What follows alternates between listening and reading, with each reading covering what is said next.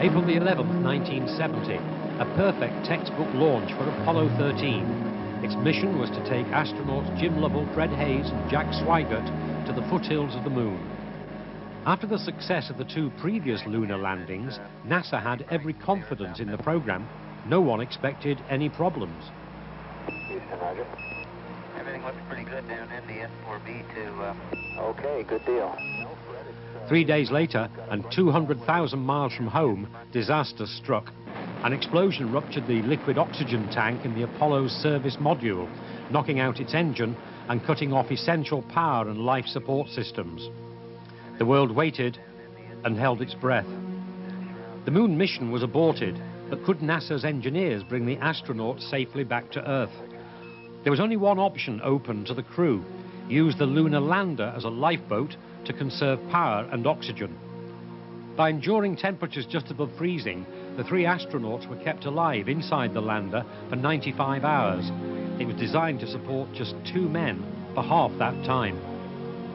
After the command module splashed down safely, President Nixon said, "You didn't reach the moon, but you reached the hearts of millions on Earth."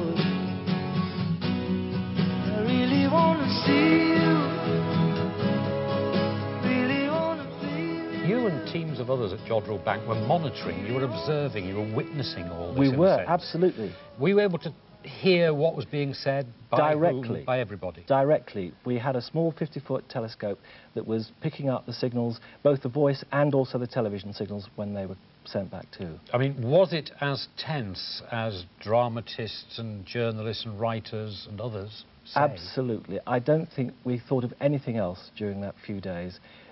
It brought the whole world together, I think, as one. Because the satellite communications were sort of in place then, everyone around the world knew what was going on.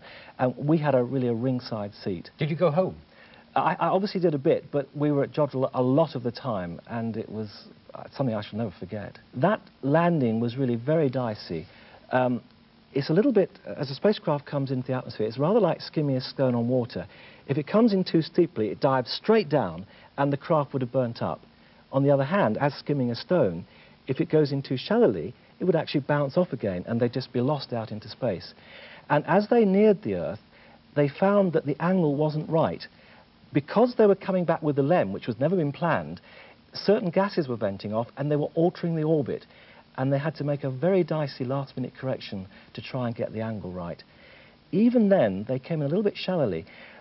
Normally, when the Apollos landed, or came through the atmosphere, they lost radio communications for about 3 minutes as they came through the upper atmosphere. But in this case, there was no word of them for 4 minutes, and finally it was just under 5 minutes before, in fact, they picked up the signal from a transponder.